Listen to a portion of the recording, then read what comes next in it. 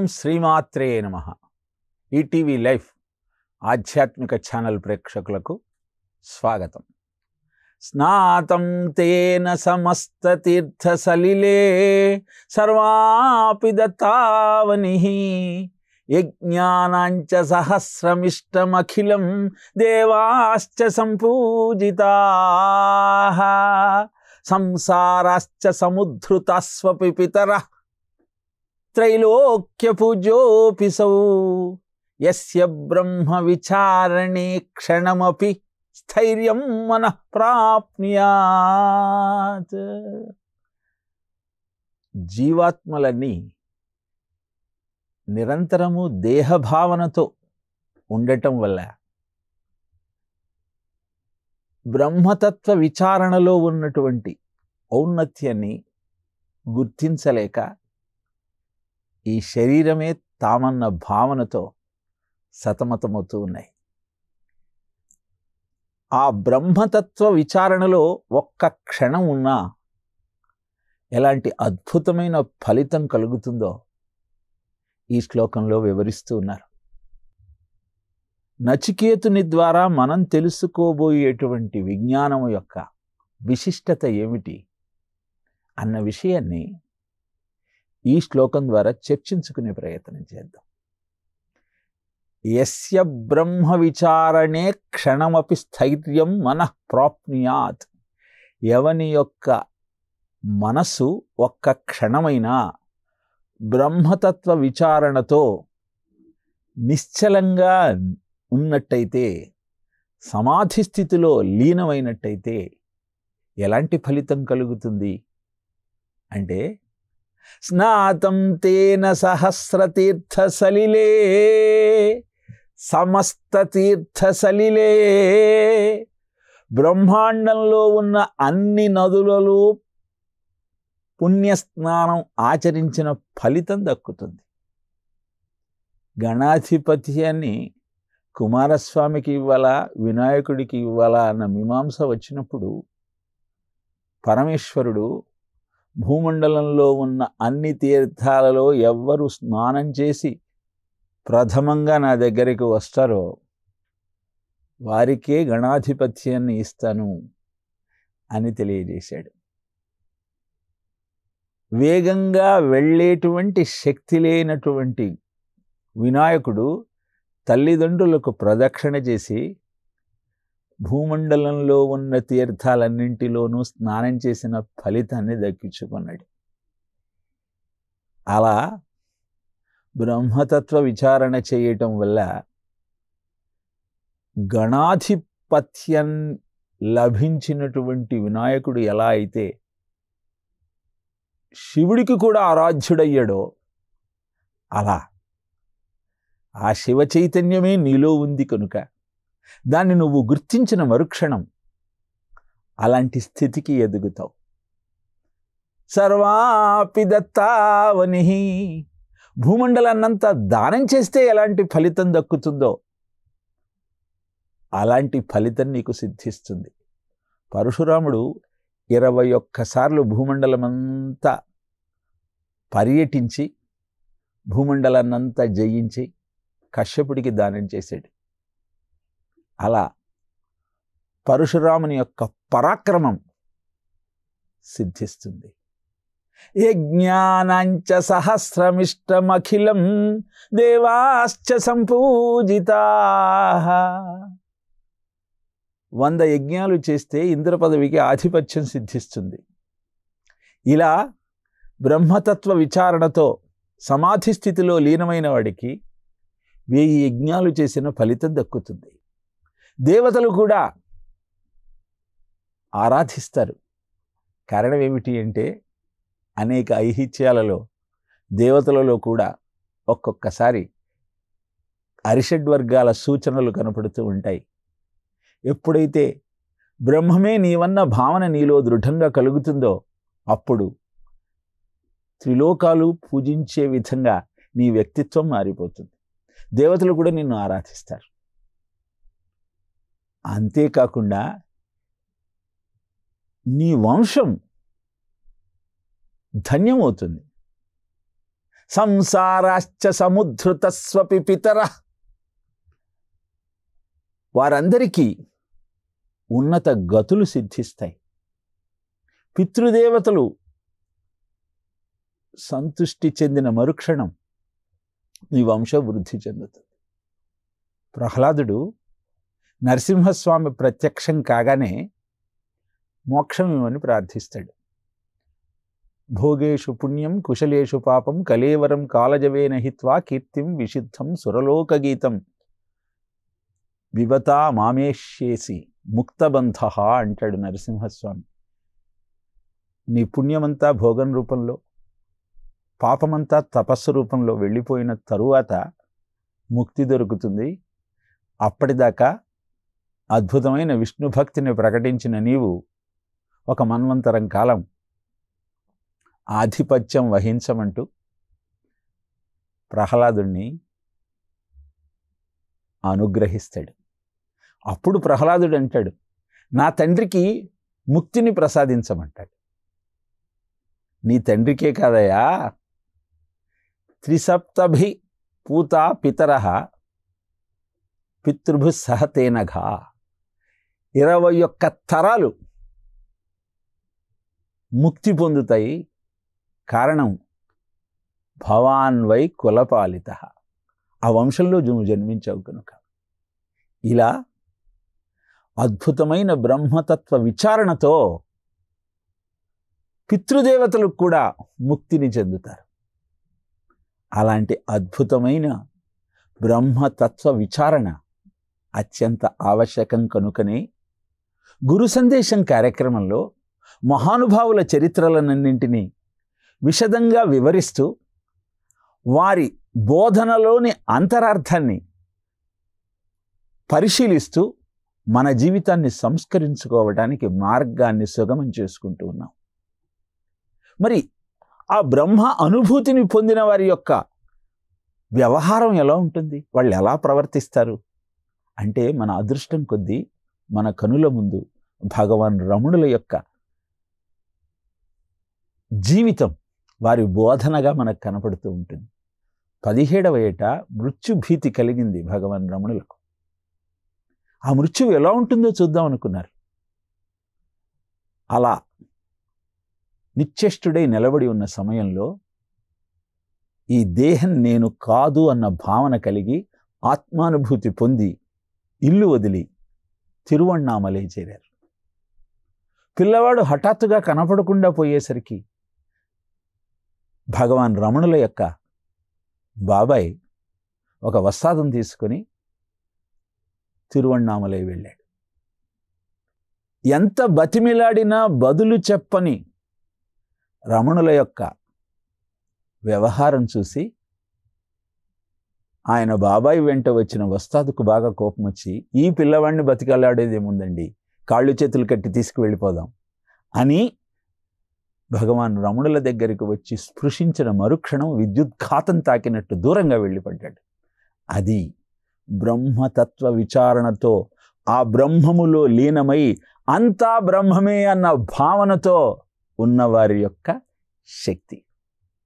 దాని గురించి వివరంగా తెలుసుకోవాలి అంటే ఉపనిషత్ సారమైనటువంటి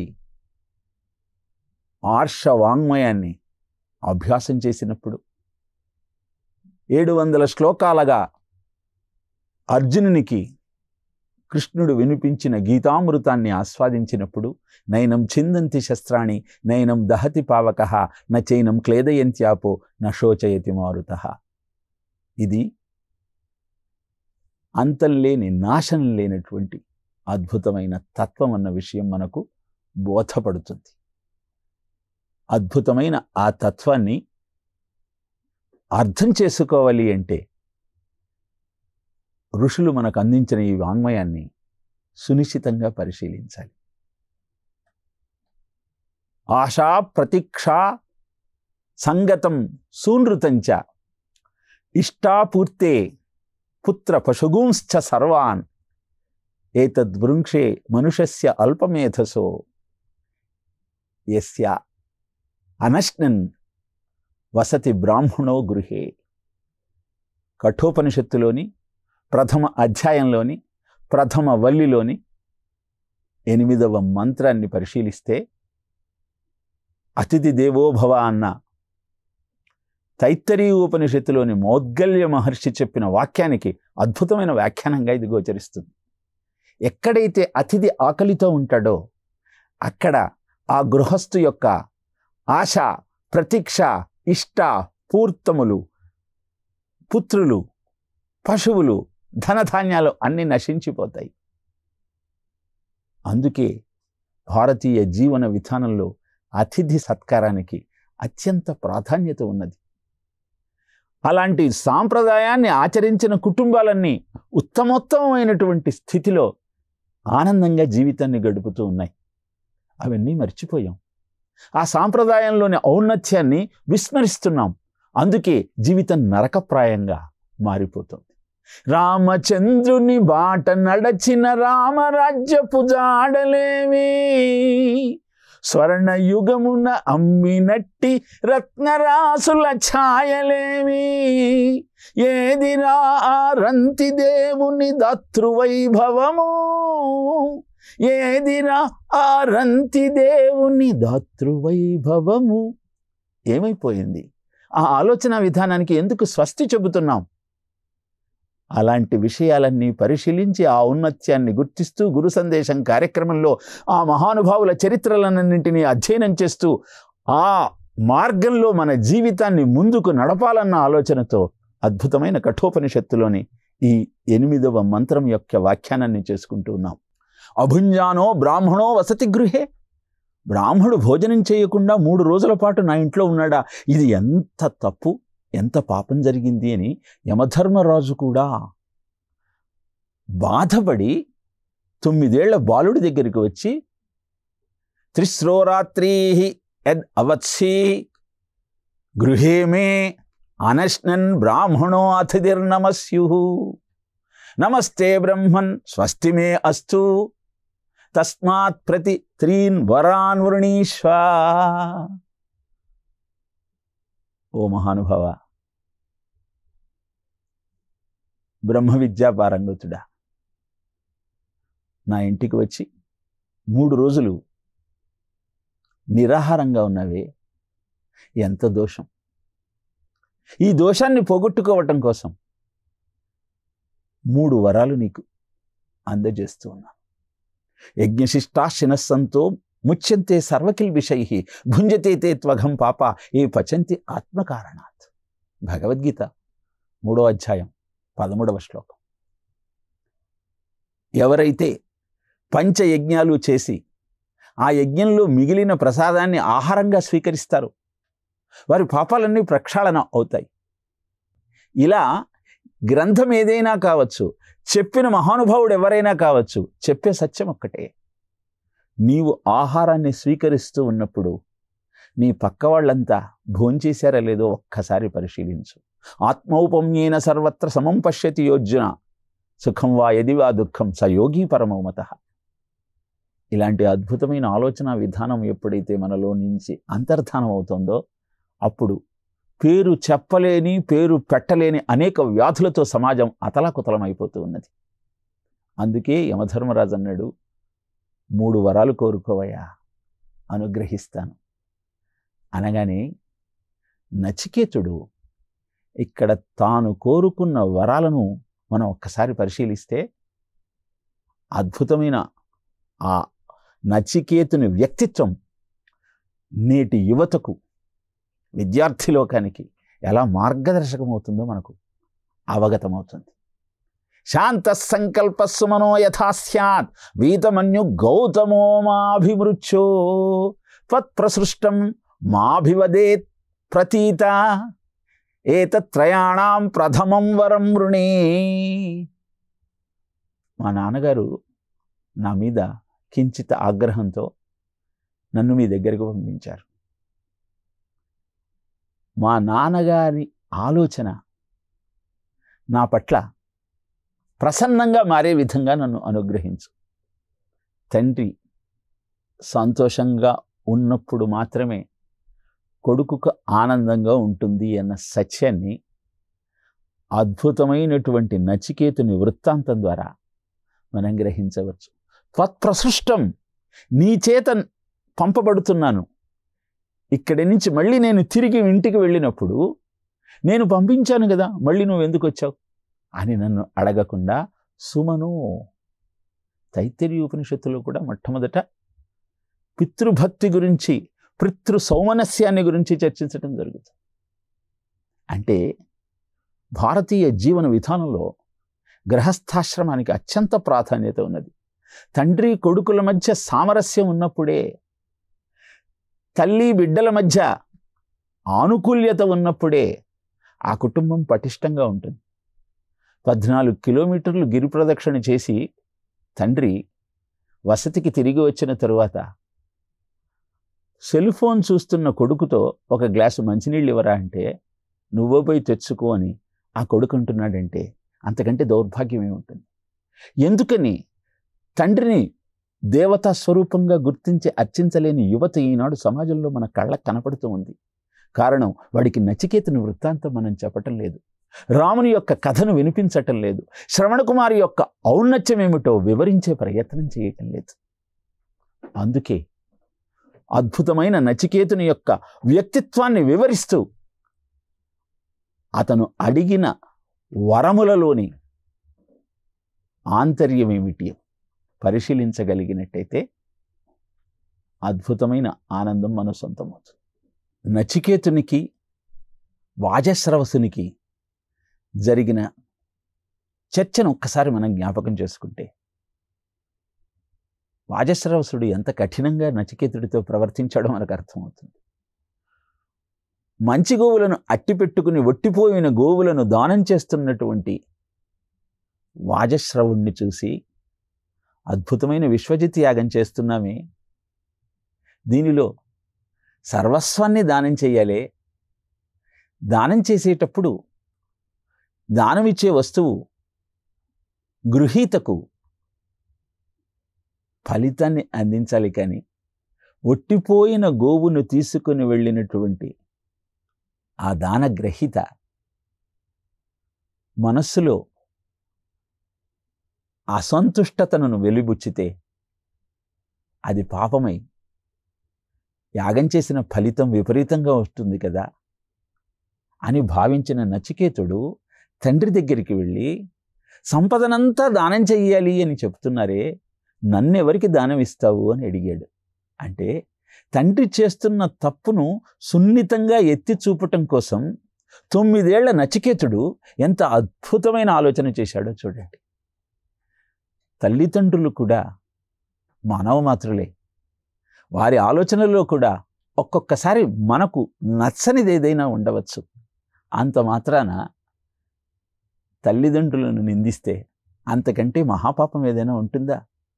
వారు నచ్చే విధంగా, వారికి మెచ్చే విధంగా మన ప్రవర్తన వారికి ఆనందం కలిగించేసినప్పుడు మాత్రమే పుత్రుడిగా మన కర్తవ్యాన్ని మనం నిర్వర్తించినట్టు. అదే నచికేతుడు చేశాడు. 2-3 సార్లు నన్నెవరికి దానమిస్తావు, నన్నెవరికి దానమిస్తావు అని నచికేతుడు ప్రశ్నించిన మీదట కోపంతో నిన్ను మృత్యువుకే దానం చేస్తాను పో అంటూ విసుక్కున్న తండ్రి మనస్సు కరిగి, వీతమన్యు గౌతమో మాభి మృత్యో, ప్రతి చోట యమధర్మరాజును మృత్యో మృత్యుహు మృత్యుహు అని సంబోధిస్తాడు నచికేతుడు. ఓ యమధర్మరాజా, వీతమన్యుహు, మన్యుహు అంటే కోపం, కోపం పోయి సుమనః మంచి మనస్సుతో నా తండ్రి నన్ను ఆదరించాలయ్యా. ఇక్కడ ఇంకొక విషయం మనం గమనించాల్సింది ఏమిటంటే, త్వత్ప్రసృష్టం మాభివదేత్ ప్రతీత. నేను యమధర్మరాజు దగ్గరికి వచ్చాను, ఇక్కడి నుంచి నువ్వు నన్ను మళ్ళీ మా నాన్నగారి దగ్గరికి పంపిస్తున్నావు. యమధర్మరాజు దగ్గరికి వచ్చిన వారు ఎవరైనా తిరిగి వస్తారా? అది సాధ్యమవుతుందా? ఆ భావనతో నన్ను గర్హించి వెనక్కి పంపించకుండా గుర్తించి స్వాగతాన్ని తెలియజేసే విధంగా నన్ను అనుగ్రహించవయ్యా అని యమధర్మరాజును మొట్టమొదటి వరం కోరుకుంటున్నాడు. ఏతత్ త్రయాణం ప్రథమం వరం వృణే, ఇదే నేను కోరుకునే మొట్టమొదటి వరమయ్యా, నన్ను కటాక్షించు. ఇలా తండ్రికి మంచి ఆలోచన కలిగి తన మీద కోపం పోయి తన్ను ఆదరిస్తే తిరిగి తండ్రికి సేవ చేసుకుందామన్న ఆలోచనతో నచికేతుడు యమధర్మరాజును మొట్టమొదటి వరంగా, మా నాన్నగారికి నా మీదున్న కోపాన్ని పోగొట్టు. నిజానికి కోపంలో విసుక్కున్నాడు తప్పితే వాజశ్రవసునికి కూడా నచికేతుని మీద కోపం ఎందుకుంటుంది? పుత్రులు నేర్చిన నెర్వకున్న జనకుల్ కోపింపలెల్లప్పుడున్ మిత్రత్వంబున బుద్ధి చెప్పి అని సప్తమ స్కంధంలో ధర్మరాజు నారదుడితో అంటాడు. హిరణ్యకశిపుడు ప్రహ్లాదుడిని అలా ఎలా శిక్షించాడయ్యా? తల్లిదండ్రులు పిల్లవాడు ఎలాంటివాడైనా వాడికి నచ్చజెప్పే ప్రయత్నం చేస్తారు, కానీ అతనితో శత్రుత్వం వహిస్తారా? అలా తల్లిదండ్రులు ఎప్పుడు పిల్లల పట్ల ప్రేమతోనే ప్రవర్తిస్తారు. కనుక పిల్లల బాధ్యత ఏమిటి అంటే, తల్లిదండ్రుల కోపాన్ని తమ జీవితాన్ని చక్కదిద్దటం కోసం వాళ్ళు చూపే దారిగా భావించి వారిని ఆరాధించటమే. అదే సత్యాన్ని నచికేతుడు ఈ మొట్టమొదటి వరం ద్వారా మనకు తెలియజేస్తున్నాడు. 3 వరాలు కూడా మనం పరిశీలించినట్టయితే, మొట్టమొదటి వరాన్ని ఇహ సంబంధమైనటువంటి సమస్యల పరిష్కారం కోసం, ఇహమంతా సక్రమంగా ఉండటం కోసం, భూమండలం మీద మన జీవనం సక్రమంగా సాగటం కోసం అడిగితే, 2వ వరాన్ని పరం కోసం అడుగుతాడు. తండ్రి ఆనందంగా ఇంటికి ఆహ్వానించినంత మాత్రాన కలిగే శుభమేమిటి అంటే, తల్లిదండ్రులను కష్టపెట్టకుండా చల్లగా చూసుకుంటే మన జాతకంలో ఉన్న గ్రహదోషాలన్నీ తొలగిపోతాయి. తత్కారణంగా మనకు ఎదురయ్యే ప్రమాదాలు కూడా పక్కకు తొలగి ఆనందం మన సొంతమవుతుంది. ఆ విషయాన్ని నచికేతుని వృత్తాంతం ద్వారా మొట్టమొదటి మంత్రంలో మనం గ్రహించే ప్రయత్నం చేయాలి. రామాయణంలో కూడా కుశధ్వజుని కుమార్తెలు 100 మంది అద్భుతమైన సౌందర్యంతో ఉంటారు. వారిని చూసి వాయుదేవుడు మోహించి, నన్ను వివాహం చేసుకోండి, చలం యవ్వనం నిత్యం మనుష్యేణ విశేషతః, మనుషులకు యవ్వనం క్షణికంగా ఉంటుంది, నన్ను వివాహం చేసుకుంటే శాశ్వతంగా మీరు యవ్వనంలోనే ఉండొచ్చు, కాబట్టి 100 మంది నన్ను వివాహం చేసుకోండి అని కుశధ్వజుని కుమార్తెలను 100 మందిని వాయుదేవుడు అడుగుతాడు. కానీ పితాహి ప్రభురస్మాకం దైవతం పరమం హీనః యస్సనో దాస్యసి పిత సనో భర్త భవిష్యతి అంటారు. మా నాన్నగారు ఎవరిని చూపిస్తే, ఎవరు ఇతను నీకు భర్త అని తెలియజేస్తే వారినే మేము వివాహం చేసుకుంటాం. నువ్వు వాయుదేవుడికి కావచ్చు, బ్రహ్మదేవుడికి కావచ్చు, యవ్వనాన్ని శాశ్వతంగా మాకు ఇచ్చేయగలిగిన శక్తి నీకు ఉండవచ్చు, కానీ మాకు కావలసినది మా తండ్రి గారి అనుమతి అంటూ తండ్రి ఆజ్ఞను పరిపాలించటం వల్ల ఎలాంటి ప్రయోజనాన్ని పొందవచ్చో మనకు వివరించారు. కనుక అద్భుతమైనటువంటి నచికేత వృత్తాంతంతో మన కర్తవ్యాన్ని తెలుసుకుంటూ, పితృవాక్య పరిపాలన దక్షత ఎలాంటి అద్భుతమైన ఫలితాలను మనకు అందజేస్తుందో గుర్తిస్తూ జీవితాన్ని సక్రమమైన మార్గంలో ముందుకు నడిపించే ప్రయత్నం చేద్దాం. ఓం తత్సత్.